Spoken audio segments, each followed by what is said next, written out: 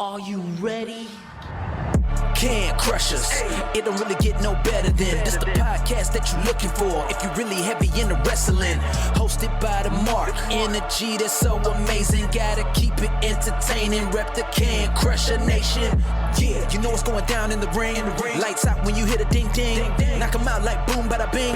Hold it down, you can crown me the king. Gotta shout out to the Miz and Duke the Dumpster. We choke slamming everybody, power driving, hit 'em with a face buster.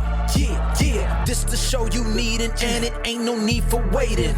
Mark, hold it down for the Can Crusher Nation. All about wrestling and keep it entertaining. Can Crushers Wrestling Podcast. Time to break 'em, let's go. Yeah, Can Crushers. Yeah, Can Crushers. Let's go.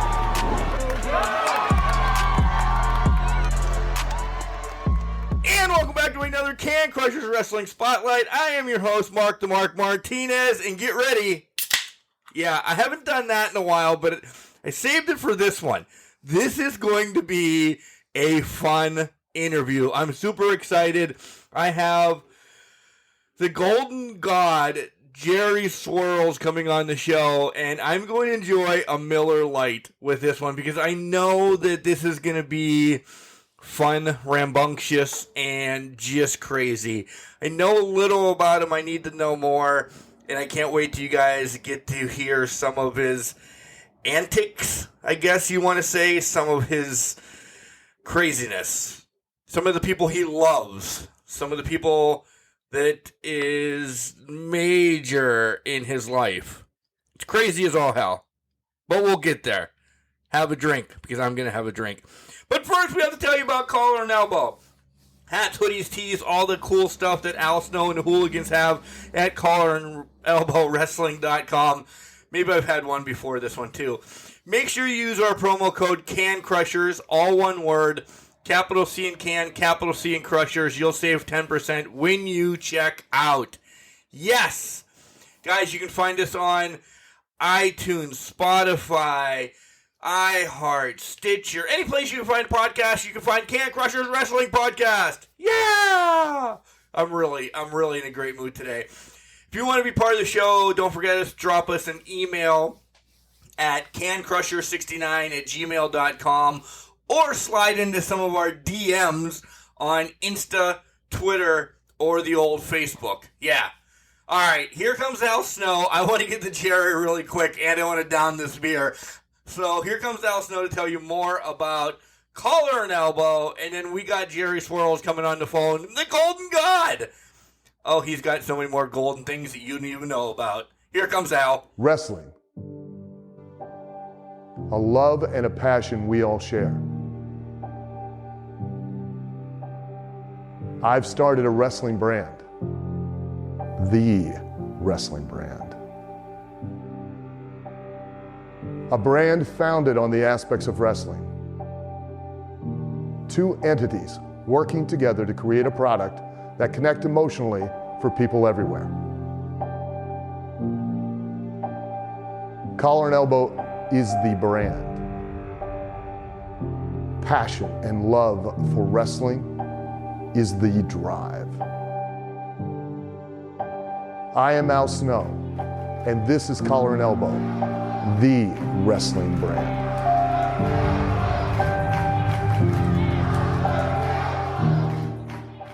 And welcome back to Can Crushers Wrestling Podcast. You heard me talk about Jerry Swirlz, the Golden God, prior to taking our Collar and Elbow break. Jerry, welcome to the show, part 2. Go ahead and throw me under the bus. Don't worry, man. It's all good. Jerry Styles might be in trying to try out for One Direction, but Jerry Swirlz is here to tell all you people to suck my ass, and you're tuning in to Can Crushers Podcast right now. Oh, that's a ring to it, actually. That sounds really good. Maybe you just need to do my intro from now on. I have to throw some money at you. Shit, yeah, pay me. Send me my Cash App at money sign Jerry Swirlz, and we'll get that rolling, baby. Before we get to wrestling, I want to know, and this is completely off the cuff because my wife you and my wife have a lot in common, so I'll just leave it at that right now. All right. Is Amber Heard guilty, or is Johnny completely nuts? You know you're watching it. Oh my gosh. I've been paying attention. This has been going on for what, almost 30 days now? Jesus 6 Christ, weeks. It is just, 6 it's weeks. just been why? Listen, I have never seen a court case. My dad used to be a lawyer, and he's dealt with a lot of court cases, and there was one case that he chose not to follow through with. But I have never seen such carny, such circus, I have never seen a circus act be so stripped down in front of my face. Amber Heard is completely guilty. Come on. I have tried not to pay attention to this case just because of the simple fact that, listen, Johnny Depp is a great actor. There's no denying that. I think that there might have been some stuff that he may have done, but I think it was on his own doing. But I feel like maybe all is to be forgiven on his side of the bargain. However, Amber Heard, I think she's completely nuts, a loon, a liar. I have no respect for her at all. As a matter of fact, I actually read an article about her. Johnny Depp actually got her that role on the Aquaman movie, believe it or not. Like, he was the one that got her that gig. And what ended up happening was, I guess on set, because she just recently got a contract release from DC, that she went and changed some of the stuff in the script for the original Aquaman. I guess like there was a scene. I've never seen the Aquaman movie, but I read an article about it, and it basically was just saying how she tried to change the script. She wanted stuff going her way. She was just trying to take over the show, pretty much, from what I gathered and all that. So clearly, Amber Heard, I don't know why you keep trying to milk this cow for whatever reason, and yet you're testify. I already heard it. I think it's fucking stupid, honestly. I think you're just full of shit. And personally, in my opinion, I don't speak ill or down about people. And maybe there was some stuff that happened here or there, but I'm gonna end this. I'm just gonna say, I hope justice for Johnny Depp. I think Amber Heard needs to be behind bars for what she is committed right now. So maybe her and Sonny can get along together and maybe just try to, understand their circumstances. Oh, you try to sue your husband? Oh, I've already committed murder, and this is my nighttime here? You'll fit right in, honey. No big deal. Yeah, they're probably the prison yard for fucking Golden Girls right there, in my opinion. That's just me. In my opinion, of course. You just brought up the second reason why you're so much like my wife, because if it wasn't the Johnny Depp case we've been watching when we go to bed at night, and I go to bed earlier, but when I wake up in the morning, the goddamn Golden Girls are still on. Love it. I actually have. I've been watching a lot more of Pam and Tommy as of late. We'll get to that. We'll get to the Pam thing in a little bit. Oh yeah, we definitely will. Yeah, there's questions coming up set up for you. I don't set up many questions anymore, but yes, they're set up for you when we not talk about wrestling. So I love it. Thank you. Let's do the rewind and talk about wrestling before we get to the god crazy shit that I have set up for you. Who introduced you to professional wrestling as a little golden boy, I guess? Because you weren't a golden god all the time. You had to be a golden boy at one time. I was a golden boy at one point. No, as a matter of fact, silver spoon in my mouth, of course. No, I'm kidding. My dad was the reason I got into professional wrestling. It was late 2003, early 2004. I was a big fan of the Ruthless Aggression era. I grew up around when John Cena was still a rapper. I grew up in Rey Mysterio. Put the mask back on. I was around with Eddie and Chavo. I was Chris Benoit, Chris Jericho. I could go on about the Ruthless Aggression era because I was just into wrestling as a kid at that time. As a matter of fact, fun fact, my father used to be a wrestling promoter back in the day. What? Yes. It was originally called Sunray Pro Wrestling, and we originally it was like a little small show now looking back at it, but my dad had a lot of connections with someone, and just to see that your own father is a ring announcer and being part of the show and, just selling the gimmicks that are going around and whatnot. It's crazy. It's a cool feeling. I mean, ironically, he didn't want me originally doing wrestling in the first place, but who's to really say about that? All right. Did you go hang out with your dad's gigs all the time then? This was no, not really. I mean, I just knew he had a lot of connections, and I knew he took me out to a lot of wrestling shows, a lot of smaller indie shows back in the day. Because I met Jerry the King Lawler. Actually, recently have an upcoming show I'm about to do with him soon. Marty Jannetty, Jesse Neal, who else? Gosh, Nikolai Volkov from the Iron Sheik, Kenny King actually back when he was like before signing. I think might have been before the All Night Express, or might have been a little after. I couldn't tell you, to be honest with you. It was like what, 2005, 2006, but I was around the a lot of indie shows and just seeing all these wrestlers and like just it was cool. It was a cool vibe. And then every weekend I would go over to my dad's house. Raw and SmackDown for me on DVR. By the time my parents were divorced, and every weekend it was my dad. We would just watch wrestling nonstop, and just we were at the time when Triple H was at his height in Evolution, when JBL was the WWE champion, and John Cena was just starting to break out as a WWE as that guy. So Yeah. that was it was a cool time to be a wrestling fan for me for sure. So. Have you gone back and watched the Attitude Era and everything then? So you're still all for Ruthless Aggression, though? Yes. I've looked back at the Ruthless Aggression, at the Attitude Era, of course, and like looking back, believe it or not, one of my personal favorite wrestlers is the man whose sons I want to wrestle one day, and that is Billy Gunn. Billy Gunn is one of my all-time favorite wrestlers. After going through the Attitude Era and everything, yes, Stone Cold Steve Austin, The Rock, D-Generation X, and Billy Gunn was just one of those guys that just stood out to me. Do I think he could have been WWE champion? It's debatable, but that was the guy that stood out to me the most, and that was one of my favorite wrestlers. I was like, that's what I want to be. That's the guy. That is him. This is awesome because when I do my comparison, I give you 3 wrestlers who I think you are, and you may have named several of them already. So I think I might have you pegged. I might. I'm interested. We'll see that. So when I ask you who is Jerry Swirlz, not Styles, I will. Don't worry. Jerry Styles is still trying out to get the One Direction band back together, just like started the new one with his brother Harry. So we'll see about that. Right. So I'll make you pause and listen to my 3 people, but we're not there yet either, for Christ's sakes. Gosh, we're only starting. I know. You listed off a ton of your favorites already. Talk about growing up, sports guy. What did you do, growing up, besides just going to indie wrestling?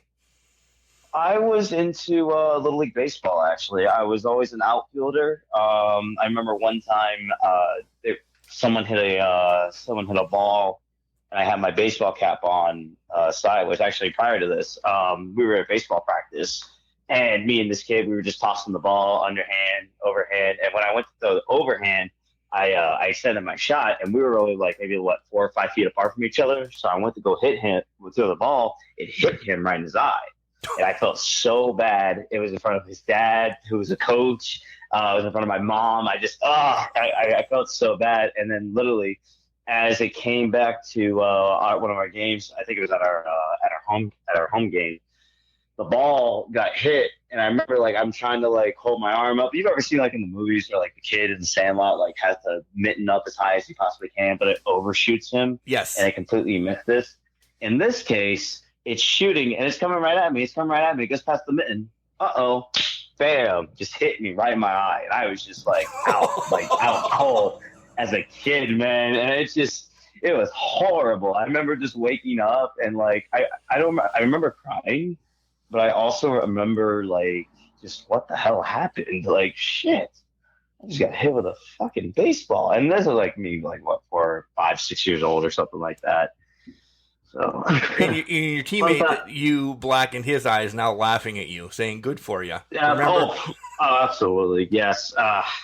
God, he's probably just sitting there laughing at me and just, karma.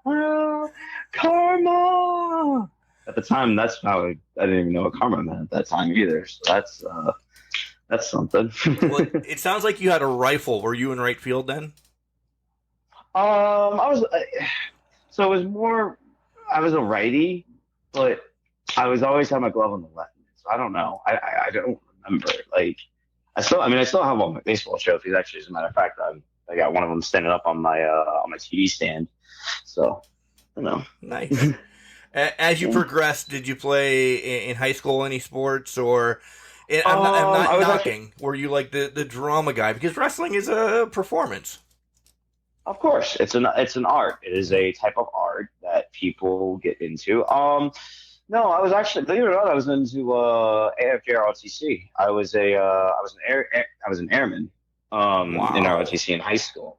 Yes, I did armed and unarmed team. I did color guard for a little bit. I also did gosh, I remember being on staff actually. I was always I was the guy that put up the flagpole like in the middle of the school in the morning, and I always would raise it up and then have to take it down at the end of the day. So I ended up being a chief master sergeant after passing my test. I don't unfortunately keep my ranks, but I still have a lot of ribbons, and I have a grand total of how many ribbons is the question. I'm actually trying to see where they're at right now, but that's not important. Oh, here they are. Grand total of 1, 2, 3, 4, 5, 6, 7, 8, 9, 10, 11, 12. And that's all from different teams and academics and whatnot. So that's a really cool moment. I have my Benevolent of Elks, Benevolent and Protector Order of Elks as well for outstanding performance and maintaining the highest standards of leadership and American discipline. And I also have my certification and recognition for completing my 4 years in ROTC. So that's a really cool thing to have on my resume. I don't really, actually, I probably should put that on more often now. You Never really thought about should. it. Yeah, because that says a lot about you. That I mean, sidebar from wrestling in real life, that says a lot about you. Thank you for doing that. I mean, that's, for being a leader for the kids and continuing all that as you continue to grow. That's awesome. That should definitely be on your resume. I mean, yeah, it was cool. It was such a cool thing, and like I had aspirations in not doing wrestling actually at first. Like I was just like a fan of it, and I didn't think about wanting to do it. I was just wanted to do like I was kind of one of those kids that was always told what to do, and like I never really like sat back and figured out what I wanted to do in my life. And my dad's just in the military, and like I was just all for it at first, but then the moment I picked up that ASVAB book and like I was going to read it, something just wasn't feeling right. Like, sorry, I don't mean to sound sentimental here, but like No. it didn't kind of I don't know, something just didn't feel right. Like something was just calling to me to be a wrestler. Something out there was just telling me you need to go do this because life is too short to hold on to, and you never know when things are gonna go. I've learned to go with the flow on things nowadays. I'm gonna leave it at that. I'm glad So you learned that young because again, not to get sad, my mom passed away roughly about 3 years ago, and I was in that same book as you of being told you can do this, you can do that, you can do this, you can do that, but don't ever dream essentially. And it wasn't until my mom passed, and God love her, I love her, she was my best friend, this, that, and the other thing, and I'm like, holy shit, I have to step back and live my life a little bit and be happy. Have it being the garbage man or the podcast or anything like that. I'm glad you said that because people need to know that in this crazy ass world that we're living in right now, with other things that have been going on, and we won't even mention those. If you watch the news within the last week, for Christ's sakes, But you need to live your life. Yes, because if you don't live your life and you don't know what's going to go out there, like you're just going to live your life in questions. Like I felt like in my own head, like I still ask myself questions all the time, like why am I not doing it this way? Why am I not doing it that way? I mean, I mean, like why not just do it? Just do it. Like I've had a resurgence in like, especially like I'll tell you what, if you go back and look at all of my promos I did from like year one to like where I'm at right now, you're just seeing such a big difference. Like before I was just like, well, here's this show going on, blah, blah, blah, blah, blah. Now it's like, I'm Jerry Swirlz. I'm doing this right now. I'm the middle-aged messiah. I am the golden god of pro wrestling. I am dating Pamela, was dating Pamela Anderson. I am the golden girl's favorite. Like, it's just, you're moving. You're building your character up. You're building it up. You're putting layers. You're evolving it. Like, you want to do these things. Because if you don't question yourself as to why you're not doing it or you're not figuring out why, you need to just go and do it. If you don't do it, then you're just going to live in questions. Yeah, you're sitting on the couch not doing anything. You're just living. Yeah, I mean, and it's not worth exactly. it. It's not worth it. So when did the decision come? I know you said once you put down that ASVAB test and all that. When did that decision come, and how did you find your school? What school? because you're not here without your trainers too. I always like for people I have on my spotlight to give a shout out to the trainers because they essentially help make you. So tell me that whole story. So after I closed my eyes that book, I kind of just sat back and I was like, well, there's got to be some schools around here. There's got to be something out there for me. And, I was encouraged. I went out, went to a couple schools in Orlando. I finally landed one at Pro Wrestling 2.0, which was training under the guidance of Alex Porto. Originally, I was training at a school up in Orlando prior to that. That didn't work out for reasons I'm not going to get into, just for my personal sake and just for a legal standpoint, of course. Right. It was just one of those things where originally, like when I first got into this, I was so excited. I was like, oh my God, I'm going to be a wrestler. I'm going to be just like Hulk Hogan. I'm just going to be like John Cena. I'm going to be Mr. Ass. And then when I first got there, I was like, what the fucking kind of ass shit is this fucking shithole? No, I'm kidding. Well, I went to the school and like I was at the first school in Orlando for a little while, and I just like my passion just like was starting to slowly die. Like I remember like being there, and I remember like I gained like a few pounds and like just not like liking myself. And at this time, like I was making like little to nothing peanuts working as a Domino's driver and like fast food stuff and whatnot. And it was just like, yeah, this isn't working, dude. Like I can't do this. And then I went to 2.0, and then I had a bit of a resurgence. Actually, along the way, I've actually come and met. I don't know if you've ever. I think you've done an interview with him. Jason Dugan. I have not. He is on my list, though. He is on my list. Actually, I reached out to him. Actually, he's taken me under his wing, and he's shown me psychology of wrestling. He's shown me the understanding of a match. Like, why are we doing these small little things? And why are we doing the things that we do in the business? There was one time he was showing me a match, and he broke it down so simplified for why these fundamentals are happening. So if it wasn't for him, I probably wouldn't be still wrestling right now. Actually, as a matter of fact, I'm very grateful of him. So then he took me under his wing. We went to 2.0 together. We met Alex the Pug Portel. Well, he's known Alex the Pug Portel for years. I'm just now starting to know this man. We've had people come in and out of 2.0 from Cedric Alexander, Ace Steel, who trained CM Punk. Yep. Not many people. I don't know if many people know that. They should if they don't. Oh gosh, you people need to understand. Ace Steel. Look up sexy Ace Steel. That is a wrestler. That is a definition of a wrestler. Great worker. So yeah, I was just 2.0 for there for a little while. Then when the pandemic first hit, and when things were starting to like slowly started to open up again, WXW's school closed down, and their school kind of just came in with ours for a little while, and then they were just showing us on some stuff. So that was a really cool thing. And now I'm at currently the Atomic Catchwords Wrestling Academy, which is now the school that's actually owned by Jason Dugan, which we are still looking for there, which is still technically open. I know there's a building that needs to be found yet, but I'm not going to get too much into that detail. But yeah, it's all kind of come full circle for me, to say the least. So it's cool. It's a cool feeling. So you go into this wrestling school and you say, this looks like a pigsty, this, that, and the other. No, I'm kidding. What was the hardest part of training? Because you haven't stepped into a ring ever before, right? No, this was actually my first time. Actually, I remember the first time ever getting in the ring. Like, I was so excited. And, like, getting up close to it, you kind of just, like, you're stepping away from that barricade now. Like, that fan that was in you, that fan where like this is actually happening. Like now it's go time. And like I was one of those kids that was still so excited that I had to like really understand why are we doing these. Like the most intense thing that I had to do was cardio.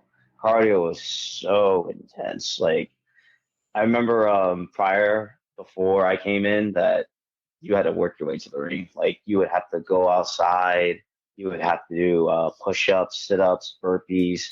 And then you would have to run around because it's a big plaza. You have to run around the big plaza, go all the way around, and then get right into the wrestling school. And then that's when it would happen. I thankfully didn't have to go through that.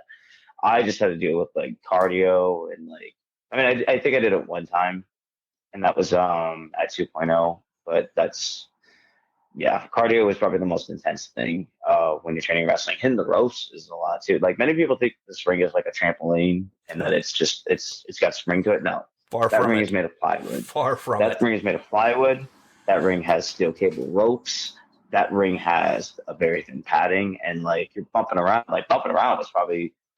I mean, bumping kind of came all right to me. I mean, I had to wait a little bit longer for me because I was a referee for a whole year, and like I didn't really.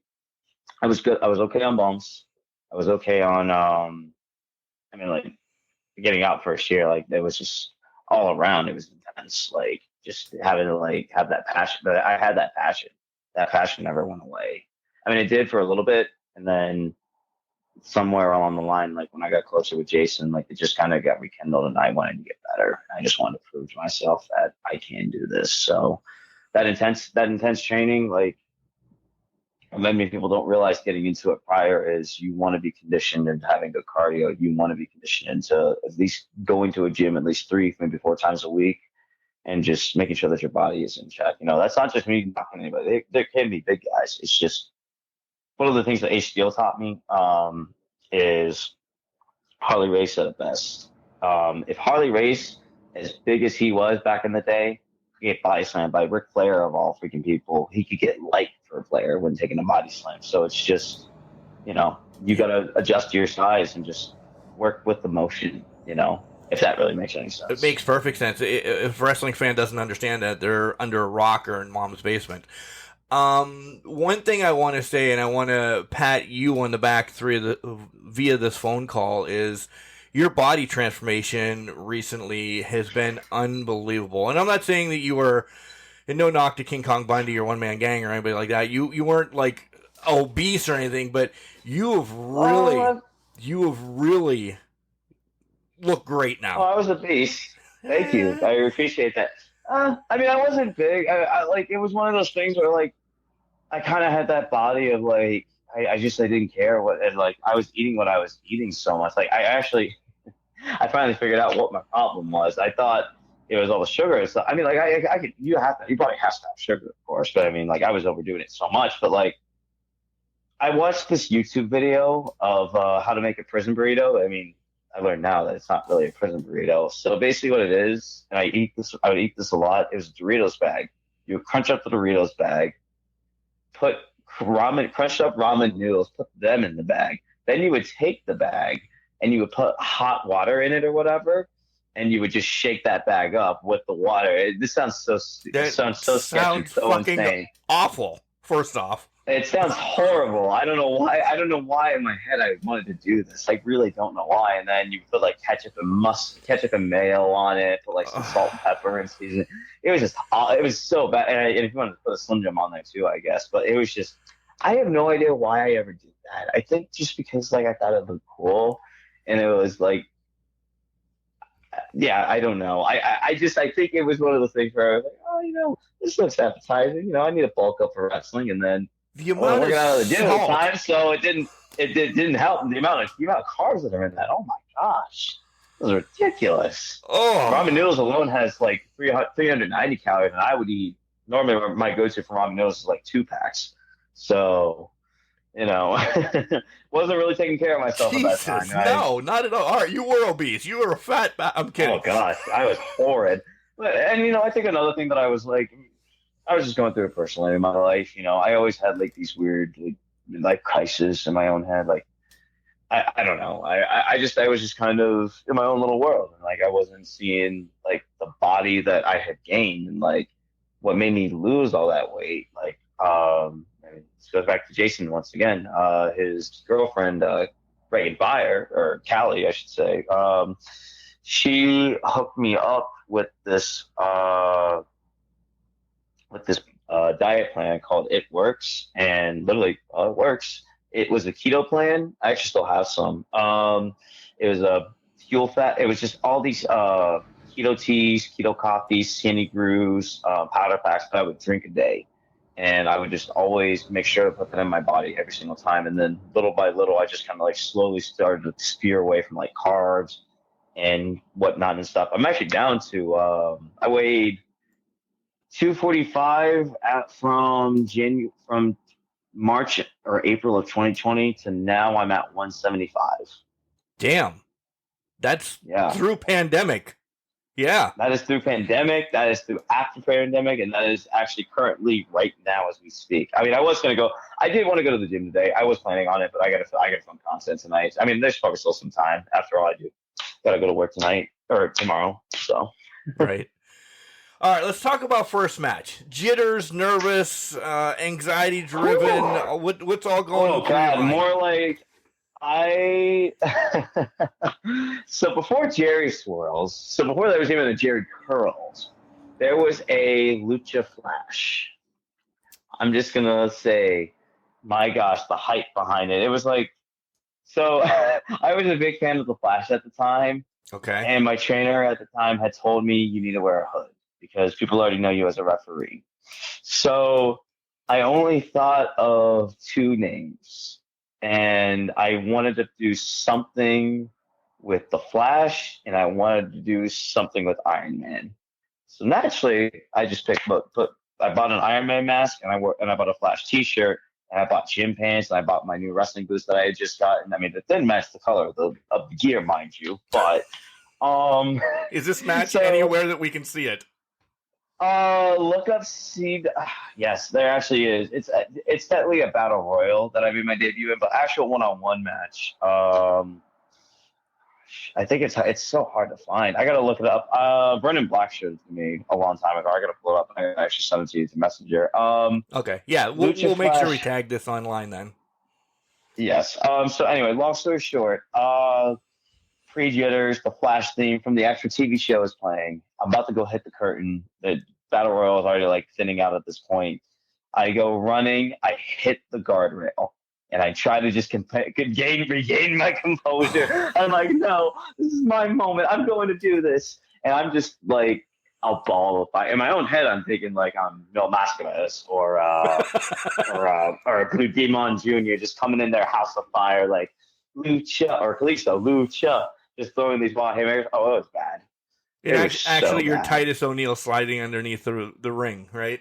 Boom, bang. Oh, no. Oh, fun fact, actually, about that. When I got eliminated in the Royal Rumble, this is great. So, the way I'm supposed to get eliminated, I'm on the top rope. I go do a crossbody. A big, giant, 6-foot dude, black guy, picks me, catches me. He's supposed to dump me off. Someone's outside supposed to catch me, right? Well, what is the one thing that we are supposed to do in wrestling? What is the one thing that, out of everything that we need to do, whether it be strikes, whatever, what is the one thing that we do with our opponent? Protect them. Yes, protect each other. So, can you guess what happened to me when I got dumped outside on the ring and the person that was supposed to catch me didn't catch me? Concussion. Broken neck. How far are we going here? Death. Well, no, broken spirit actually, but no. I actually I don't know how I survived it, but I got dropped, and I felt my head kind of just like bounce a little bit. I mean, I didn't feel a concussion or anything, thank God, but I did feel like chest pains afterwards. So, yeah, that was fun. That was fun. All right, let's break from wrestling. But first, this is where I ask you the question: who is the Golden God, Jerry Swirlz? But here's my three who I think you are. Let's see how I am. And this is from watching maybe 3 or 4 videos. By the way, I love the grudge death match that you had with Jason Monstar. I didn't write his name down. That was unbelievable. Gosh. I love the 25-minute epilogue that you guys had together. Unbelievable. I was enthralled the other day when I watched. You probably hate it. I was just so involved with the whole freaking story of it. I loved the match. I did. I genuinely did. I mean, like, it was a cool thing because keep in mind this is when the pandemic was still going around and nothing was really going on. Like, you know, like Right. you're kind of grateful to be in that position of just getting to do something and actually like being part of like telling the story of like, oh, you know, this is the cinema, the match, the be all end all, the compound match. You know, like it was a cool experience. It was fun for sure, filming and everything like that. I mean, I remember I think there was supposed to be a part where like the flame. If you look back at the video, that flame was supposed to be a lot more bigger than it was supposed to be. Because when the dude lit the shirt and he threw it on the ground for the fire to get big, it was already raining at that point. It was the So AEW ring explosion fire. yes, it was. It was actually we're influencers. As a matter You of are. fact. We influenced AEW. You did. We were the influencers of AEW. You did. Oh gosh. All right. No, but My you know, comparison. it worked out. Go ahead. I saw Billy Gunn all the time. You love the Famouser. You use the Famouser about 700 times a match. So I instantly caught on. Fame-asser. Yeah, Fame-asser. I caught on to Yes. that. I see you as either one, Jeff or Matt Hardy. Probably more Jeff because you're kind of stupid. Really? Yeah, kind of stupid in the ring. You don't protect yourself once in a while, and but you're flying okay. around. Yeah. I told you. Awesome. And the other one, you got some cockiness to you, so you got the Miz. So those are my three. Ah, okay, I could see that. How close am I? I will say very, very close.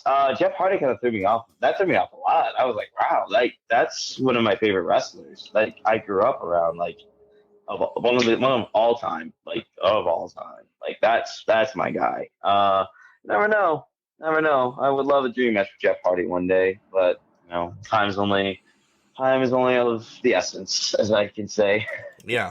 Believe it or not, one of my favorite wrestlers, and Colt Cabana. I like Colt Cabana a lot. Billy Gunn is definitely on the nose for sure, just because of the way he would showboat, how he would be cocky, how he would be arrogant about that. And yes, the Famouser, of course, is one of the most sacred wrestlers in all professional wrestling. But I respect it so much so that I try not to do it as often. I try to do my own. I try to make up my own little thing, if you will. If you will, baby. Who else? And you said Miz. I guess, yeah, Miz. You know, I love the Miz. I love the Miz a lot, and I do see some similarity. I definitely am not trying to knock the Miz, but I think what Miz has done is he's proven a lot of people. I feel like I can more relate to him and character-wise, kind of. It's just more of a different kind of vibe. I like using the word vibe, obviously, but like for the Miz, how I can see the similarities. Like, look at what he went through first. Like when he first got signed to WWE, nobody liked him. When I first broke into the business, nobody liked me. And he still kept going, and he kept on pushing, and he kept on transitioning, and like eventually he led to WWE champion. For me, you know, there was a point in time where like, you know, times have changed, of course. Like we don't live in that era. We don't live in that different era of like, you know, 80s or, you know, early 2000s, you know, vibe and like that anymore. Oh gosh, I hate saying vibe. It was just one of those things. Like I could tell no one really didn't want me being there, and like they didn't think I was gonna last year 1, year 2, even year 3. Now I'm on year 4. You're essentially like, on really year 5. 18 to 22 in numbers is 4, but wrestling years is 5. Yeah. Wow, shit. It really has been that long. Huh. Yeah, you're old now, son. No, I'm kidding. Oh, gosh. Don't talk to me about being old. I am not old. I am young at heart, is what I am. No, the Miz, like, to see where everything has happened and, like, to see where the Miz is at now, but to still be that versatile character. Or really, that's who he is. Maybe like that's what you see. What you see with the Miz is what you get, and like what you see with Jerry Swirlz, the Golden God of pro wrestling, the Golden Girl's favorite. Like that's what you really see. I mean, like I don't. I try not to make comparisons anymore. Like I don't. I mean, like I don't want to, but it's a nice feeling. It's a nice feeling to know like how you are and like how versatile the character has grown. Essentially, so Very, very interesting. Very, very awesome. Right, but we all know wrestling takes, borrows, steals, lies, cheats from everybody else. I mean, let's Absolutely. not knock it. You know, almost everything has been done No, in wrestling once or twice. So if I of say, course. you remind me of these people. I'm not saying you're ripping the Miz off or anything. It's just I can see some tendencies, essentially. Yeah, we're covering Is it the both. face? Is it that punchable face that everybody wants to punch for whatever reason? Yes, that's I mean, exactly like, it. shoot, all I need now is my own Maurice. I mean, shoot, she might not be. I mean, she. It was originally, supposed to be being Pamela, but Well, we're that getting. shit is. That's where we're going getting right there. now. I was going to ask you stupid Oh, question time now. And it was set up. please. You brought up her name a couple times, so the answer has already been given away. I was going to say Carmen Electra or Pamela Anderson, so we can talk about Pamela. So, how did you and Pamela Well, meet? Was it right after she saw Tommy's and then went to you, or what? Pamela had a little thing with Tommy Lee, this, that, the other, and somehow, some way, she ended up at my Aunt Susie's Trader Jake's pawn shop. Don't know how this happened. Don't know. I walked in one day and I looked at her and I seen her in that iconic Baywatch lifeguard bathing suit. I looked at her and I just thought to myself, we're going to be an item. So you know what? So naturally, I looked around. My aunt wasn't around. I grabbed it and I snuck out, just put it in my back seat. Haven't looked back since.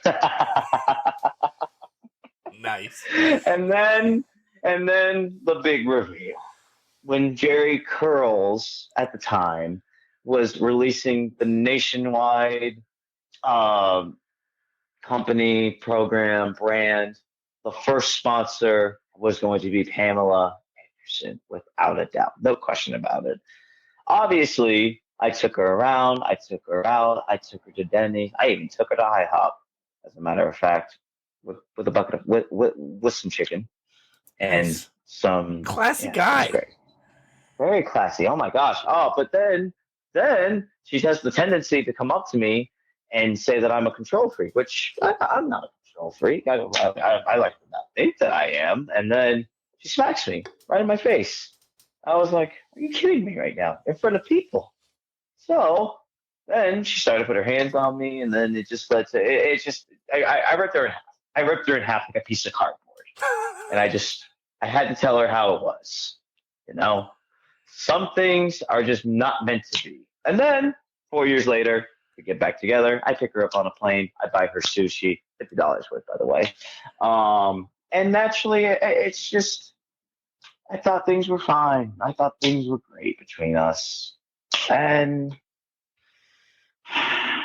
you know how lovers tend to have issues in bed, and then they not, Perform. things tend to get a little, Perform. if we can't perform right, and then things get a little stiff. Things can lead to, well, actually, I don't even know how I got paper cuts, but yeah, that's that. I sat there and I had to think, where is this going? What is going on right now? What is happening in our relationship? Then I went out to the gym like I always do. I came back and I catch her clinging onto her ex. Ugh. So I was naturally heartbroken. So I said, I don't care if we have an upcoming TV show that's about to air soon. I don't care if you want to keep mooching off of me. I don't care if you want to buy a stupid ficus tree. I don't even care if you want to just throw all your money at me and try to say, oh, Jerry, it's not what it was. It's not what it was meant to be. Get the fuck out of my fucking house. So I kicked her ass to the curb and I said, ta-ta, Pamela. Hope to never see you again. Not. Mwah. Or, well, I said not to see her again, but you get the idea. You know what I'm talking about. Oh, for sure. Yeah. And I haven't seen her since. Haven't seen her since. And my life has been nothing but a glow up.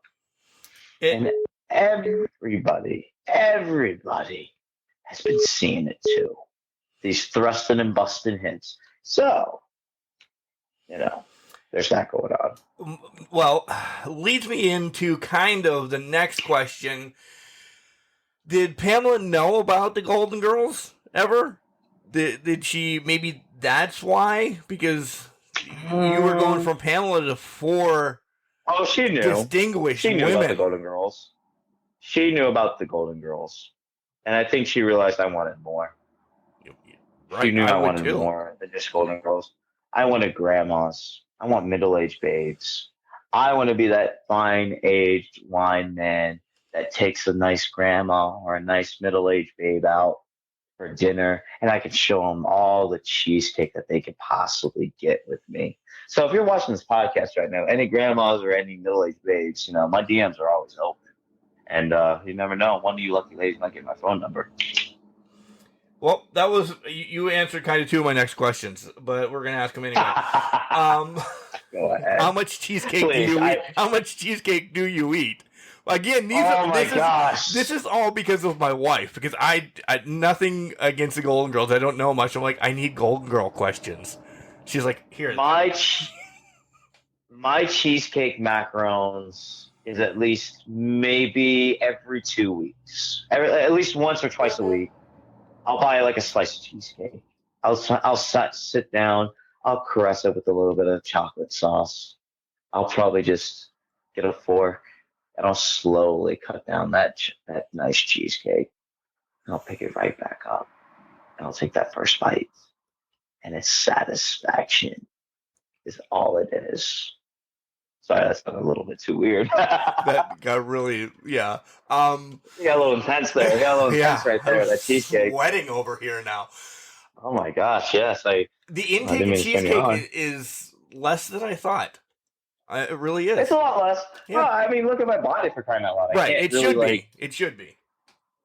It's a low intake. Before it was a whole cheesecake. I would eat a whole cheesecake like no problem at all. I would look like my dad. Not saying that that's a problem, of course, but Love you, Dad. I know this answer too. Out of the 4 Golden Girls, who's your number 1? Easy. Betty White, for Christ's sakes. I thought you were going to be all about Blanche. Honestly, I thought you were going to be all about Blanche. And that's what my wife said too. I am a rose for gold. Shout out to Rose Gold. I am a rose for gold kind of man. Like, I enjoy a nice, naive woman. I enjoy a woman who, in my opinion, I think has the class and deserves the class to be treated with the most utmost respect. I would take her out. If she was still alive right now, I could see the date.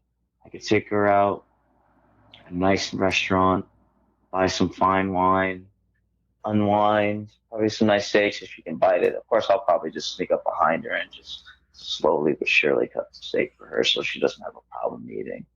And then I'll just pick that fork, pick up that steak, and just slowly mouth feed her like no tomorrow. Would you take her on a date back to St. Olaf? Well, I don't know about St. Olaf, but I did know in Sicily in 1922, things would have been popping back in the day. Okay, just asking. All right. Nah. Next, would you rather be a member of DX or the Budokan Mafia? Oh, that's a good question. So, now is this DX of that same year, or is this the DX just in general? The DX in general. Yeah, we're not saying... DX in general. I would definitely be in DX. I think there's no question about it. I'd probably be right next to Hornswoggle as the mascot, or probably the Jason sensation of impressions. I've got a hidden talent. I've got a bit of a hidden talent that I don't know if this podcast can handle. I don't know. I don't know. We want to. We'll play that later. We'll find out. Next question: if you were to tag with Mr. Ass, because he is just known as Mr. Ass right now, not Billy or anything, just Mr. Ass, what body part would you be, and what's your tag team name? Oh, the body part, I would be Mr. Suck My Ass, number 1. Number 2, the body part I would be is, well, my ass, because suck my ass.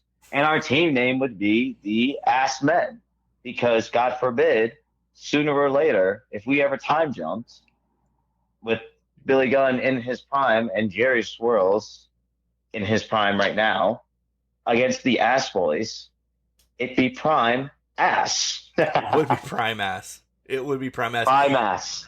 Have you ever met the whole ass family? I have met Billy a couple times, and he's great. I've met Austin once. I've trained. He was actually at 2.0 for a little bit during a seminar that Sean Spears was hosting. Colton, I've never gotten to meet. I've heard nothing, and I've heard he's a nice guy, and I've heard all sorts of things and good stuff. So I would believe it or not, the Ass Boys are on my list. If me and my tag team partner El Ridiculosio, if we ever got the chance, even if I don't get the chance to wrestle Billy Gunn, at least he has his offspring. The Ass Boys meet Mr. Suck My Ass and the El Ridiculosio one, which we're still trying to figure out a team name for in ARW. So we'll get to that. We'll throw that out to the fans. All right. Kind of back to wrestling, kind of a little bit all over, but wrestling touches on it. What's the best advice that you were given, either, in the locker room or by, during a seminar or something, kind of involving wrestling? That's a really good question. I've had a lot of advice. Take your time. Take your time in doing what you're doing. Let stuff register. Like, I've heard that old thing a million times, and like, timing is everything. When you're in the match, when you're doing something. One of the other best advices, I guess I could say, is that I've ever gotten from a locker room. Just be you. Okay. Be yourself. You are you out there. You are the one that is portraying this character, this person, and you want people to relate to you. You want something that people are going to go and want to say, hey, this guy, man, he's an inspiration to people. He's the reason I come back to all these little shows. He's the reason that I think, in my opinion, he gets it. I think one more advice, and I'm going to be saying too much here. One of the other best advices I've ever got given, I think, was just listen to the crowds. Listen to the crowds. Listen to them. Yeah. They're on. Each night is different. Each night is different. Yes. You may be in the same town, but the same people might not be there, right? Yeah. Absolutely. That's true. Can you go back to when you and Dad were watching wrestling and say, holy shit, I did this. I am, because you're a superhero to somebody. You know that, right? Some little boy, some little girl thinks you are it. And maybe they haven't told you yet, and you're going to get this awakening moment sometime. But can you look back and say, I'm a superhero? And I know you don't like superheroes, but I mean, I'm a wrestling nerd from way back. We still call it that. I'm a Marvel guy for sure. I'm a big Marvel fan, believe it or not. I'm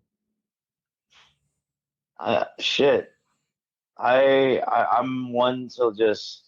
It's still not real to me. Like this all doesn't it doesn't feel real. Like I go back and I time jump where I'm at now, and I just see little Jerry, and with his father, that golden boy, where the golden god is looking at what that future is and where I'm at now. It's beautiful. Yeah, it's really beautiful. It is. We didn't talk about this in the stupid stuff, so I'm going to bring it right back around. Days off. Go for it. Do you take a day off and just either video game, rock out to music, like where you just pause from wrestling? Because it's needed, physically and mentally. If needed, I will watch. I mean, obviously, I'll watch Golden Girls. I'll watch Pam and Tommy. Right. I mean, I already finished Pam and Tommy. Great stuff. I do watch a little bit. Actually, believe it or not, I'm more of a movie guy. I'm actually currently on Peacock right now watching The Peanut Butter Falcon. Okay. As a matter of fact. Great movie. Didn't even know this movie existed. It has Shia LaBeouf, who is helping this Down syndrome kid become a professional wrestler. Oh, I did. All right, now that you said that, yes, we did watch that a couple years ago. Okay, I just forgot what the hell it was called. I'm trying to finish.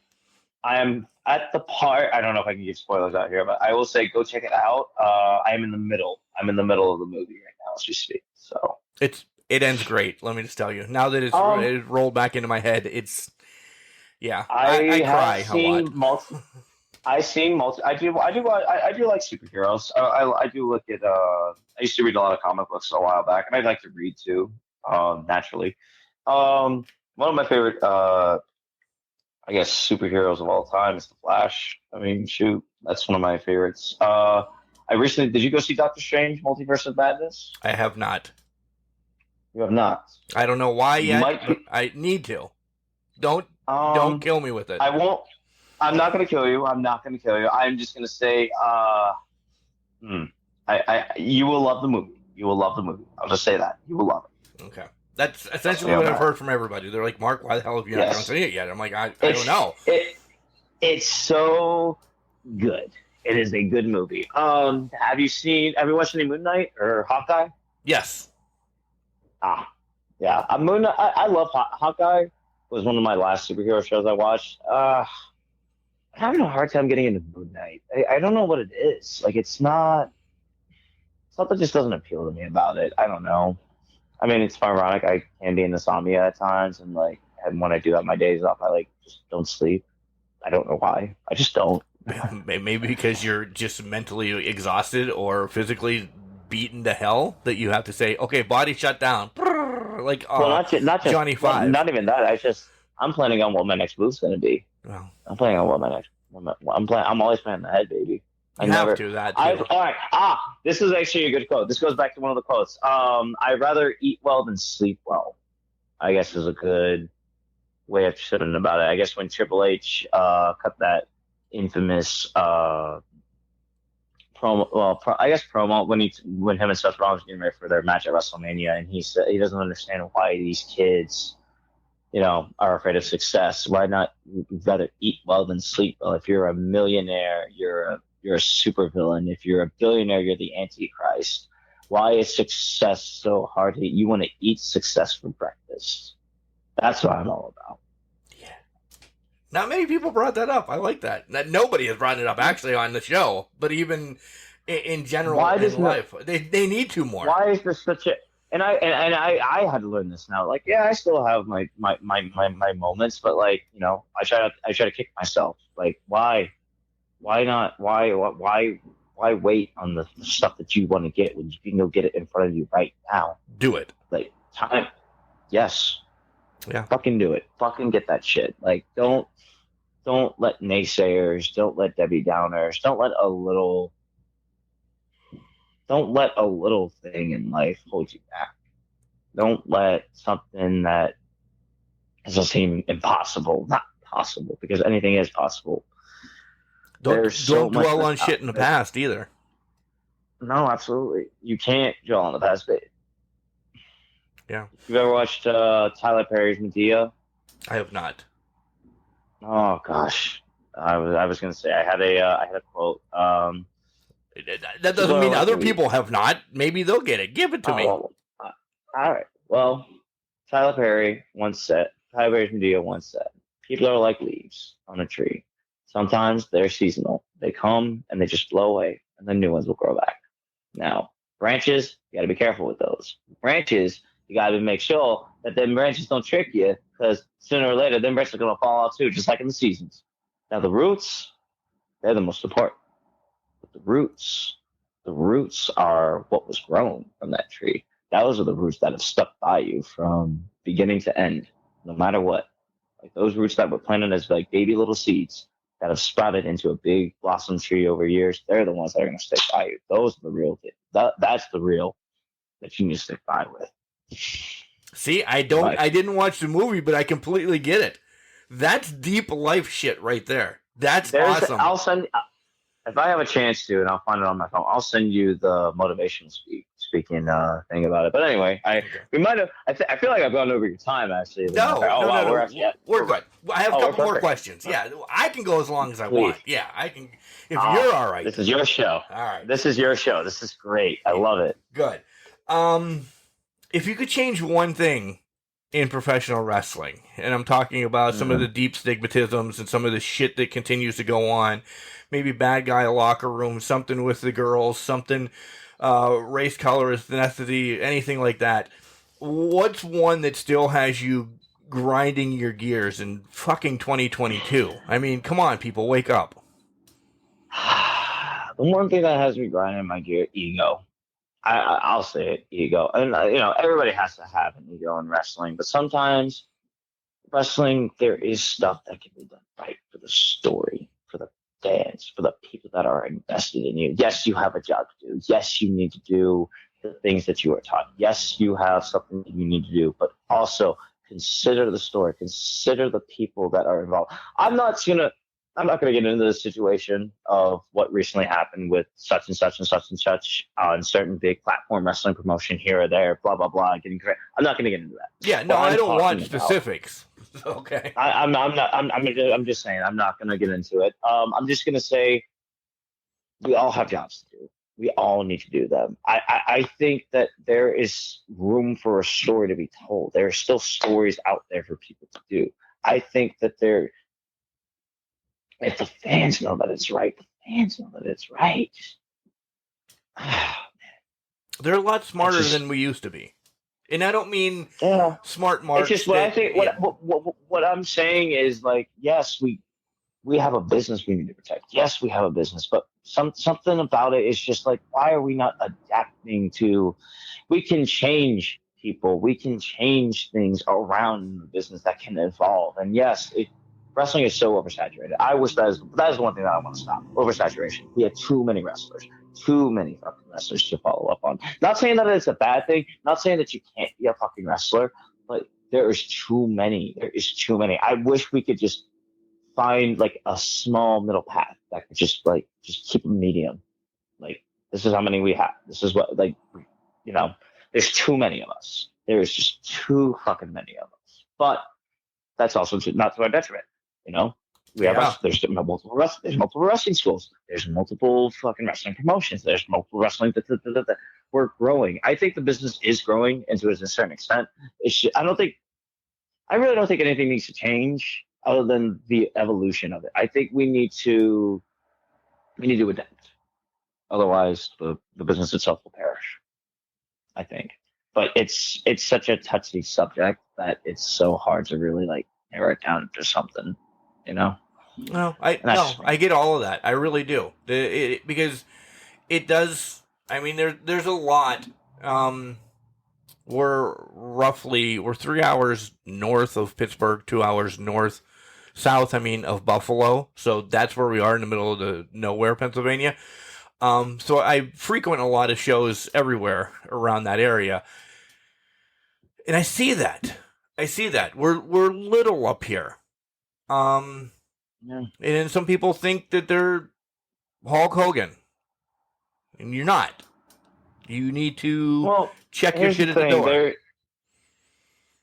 Of course, absolutely. I mean, here's the thing, though. That small town could be something big to those people. Oh, it is. It really is. It's something. It should mean something to those people. I mean, let's embrace the characters. Let's embrace everything. But don't beat a dead horse that's already dead. Yep. There's a difference with that. Agreed. What has wrestling brought to your life?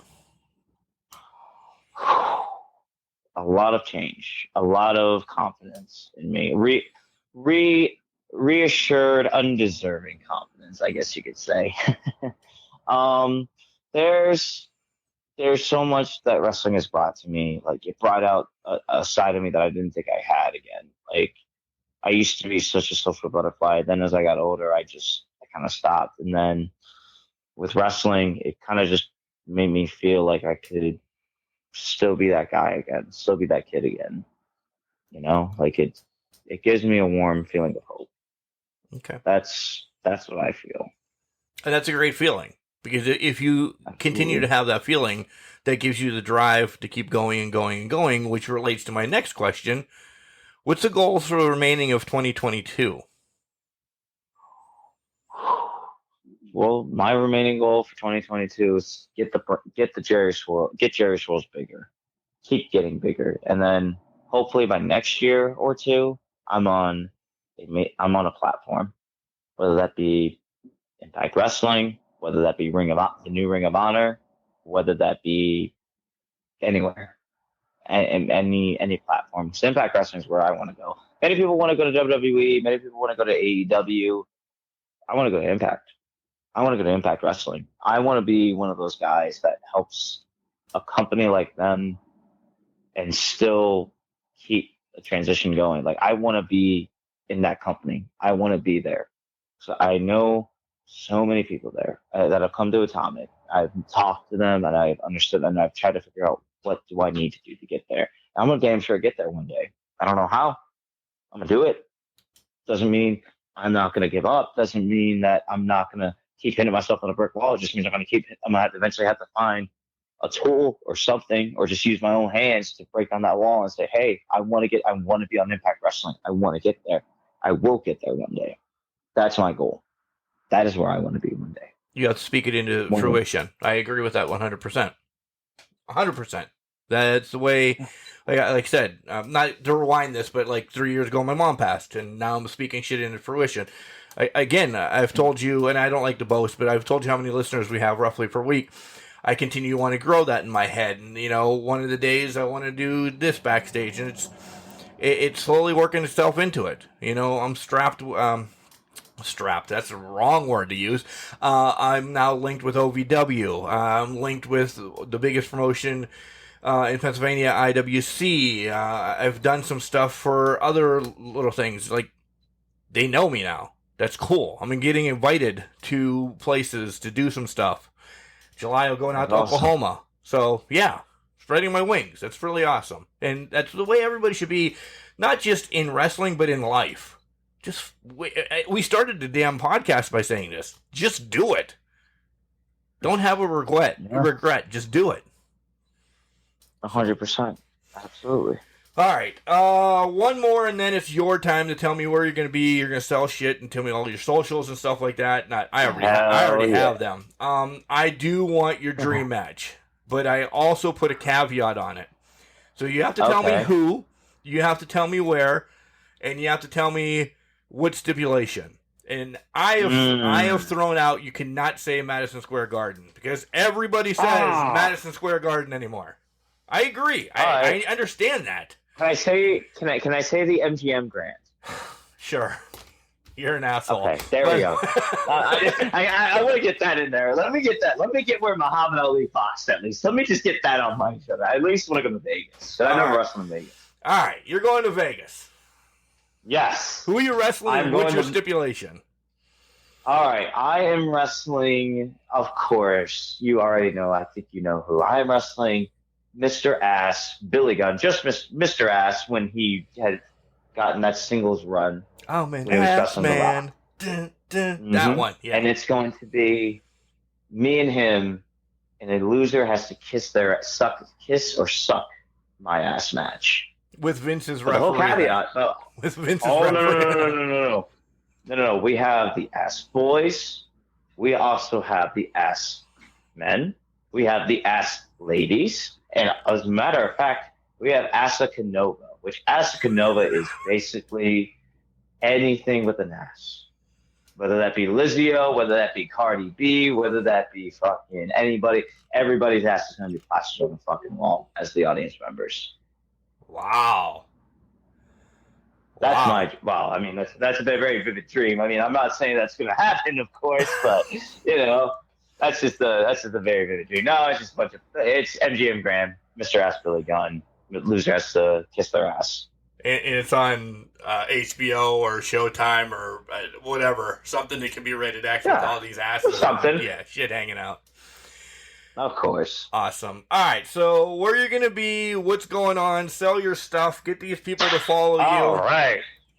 So, ladies and gentlemen that is tuning into Can Crushers podcast right now, I, the Golden Girl's favorite, the Golden God of Pro Wrestling, the middle-aged Messiah, the Grandma Lover, Jerry Swirlz, will be next week at the Rovers Cafe in Melbourne, Florida, June 3rd for AR Atomic Revolutionary Wrestling's Hardcore Hatchet Invasion. We have Necro Butcher, Madman Pondo. We have our ARW Heavyweight Champion Jason Dugan. We have Ryzen, etc., etc. Then that following month, that same month, actually, I'll be back at Ruckus Cafe June 23rd for ARW's Ruckus Cafe. As a matter of fact, that same show is going to have a returning, just recently released Samuel Shaw, formerly known as NXT's Dexter Loomis. What? Yes, I'm on that show. I am on that flyer. And we are, hopefully Dex will speak, or Samuel Shaw will speak. You never know. You never know. I've also got on June 26th, I'm going to be at USA Pro. I'll be wrestling the one and only Rodney Mack. Rodney Mack, where you at, baby? I got you. No I got shit. you. Not only that, what else? July 9th, I will be back at Atomic for ARW Star Spangled Slammer 6. It's one of our big pay-per-views that we are doing at the Melbourne Auditorium in Melbourne, Florida. We will be having the legendary, they're on a retirement tour right now, former NWA Tag Team Champions Ricky Morton and Robert Gibson, the Rock and Roll Express, are going to be on that show wrestling. Shannon Moore and Ryzen. Two of the greatest people I've ever met. Met them 5 or 6 times now, and they're amazing. They really are. They continue to care about this business. They continue to push youngsters. Yes. Yeah. Any wrestler listening to this, just go to that show, buy a fucking ticket, and then wait until after the show and talk to them. Oh, sorry. I do have one more show. Go ahead. Actually, I'm going to plug this one. It's a show I normally do at least every quarterly of a year, every 2 months, every quarterly year or so. It is actually the Pope Elijah Burke's Love Alive charity event in Jacksonville, Florida. It's going to feature the Pope Elijah Burke, of course, JTG, Snoop Strikes, and a bunch of Jamie Stanley from the NWA, the end of Mike Pero, and yeah, so that show's going to be happening. Sorry, I'm just so bundled up with a bunch of names right now that I'm just trying to get all this out at once. Yes, I'm going to be very busy this next June for sure. I believe I'm doing MCW, Moving Championship Wrestling in Lake County as well. Maybe, I don't know yet. But I will get to that. Anyway, what else am I missing? I think that's it. Your socials, sell your merch. Yeah. Social media. All right. So, ladies and gentlemen, if you want to go to Facebook, go follow, or even add me as a friend at Jerry Swirlz. You can follow me on Twitter at Jerry_Swirlz69. Instagram, Jerry_Swirlz98. Don't ask me why. If you like TikTok and you like looking at all that stuff, go to Jerry_Swirlz6998. I also have a Snapchat, TDD_1998 for any of you guys that still use that app. I have a pro wrestling tee store. So if you want to go buy my t-shirt, get a shout out video for like 10 to 20, maybe even $30, go over there. Go to prowrestlingtees.com/Jerry Swirlz and you can get your Jerry Swirlz, get your swirl on and thrust and bust with Jerry Swirlz. What else have I got? What else am I missing here? What else you got? I don't know. What else do I have? I had to have something. Maybe a partridge in the pear tree. Maybe the next grandma lovers, middle-aged babes. Hit on my DMs. And you, one of you lucky ladies, might be able to get my phone number at the next wrestling show that I'm going to be at any of those states that I just said. So I'll see you there. And if you don't mind me, sir, this has been Can Crushers Podcast. I have to give a personal shout out to the man. Thank you so much, sir, for inviting me onto your show. I appreciate it. It has been an awesome experience. Please go check this man out. Please check out the podcast. You never know. I might just be back a lot sooner than you think. I'm sure you will. Jerry, I had a MF and blast today. Thank you for letting me into your world a little bit. Again, thanks for coming on the show. Yeah, this was fun to find out all I had a blast. The weird myself. Granny sex that you like. Oh, yeah. Don't worry about that. There will be a lot of gifts. A lot of gifts to come. Ladies and gentlemen, Jerry Swirlz. I feel like I should just end the episode like that. Told you it was going to be crazy. I told you there was a lot of, not skeletons in his closet, gilfs in his closet. Yeah, this was a fun one. This was 3 beers. Yeah. I cracked them all. I enjoyed them all. I had a great time with Jerry chatting about everything and nothing. It was kind of like a Seinfeld episode, but we got to the point. he did give a lot of great advice. Go back and listen to that. Yeah, I don't know. I'm still wrapping my mind around it, even a couple minutes after I got off the phone with Jerry, speaking with him a little bit. This was fun. This was really fun. So, all right, guys, if you want to be part of the podcast, again, send us an email, cancrusher69@gmail.com, or drop something into our DMs on Facebook, Instagram, or Twitter. We'll set you up for an interview. It's awesome. You can have a good time like Jerry. I'm sure Jerry's going to be back. We can get into a lot of trouble. A lot of trouble. Remember, just because you're trash doesn't mean you can't do great things. It's called the garbage can, not a garbage cannot.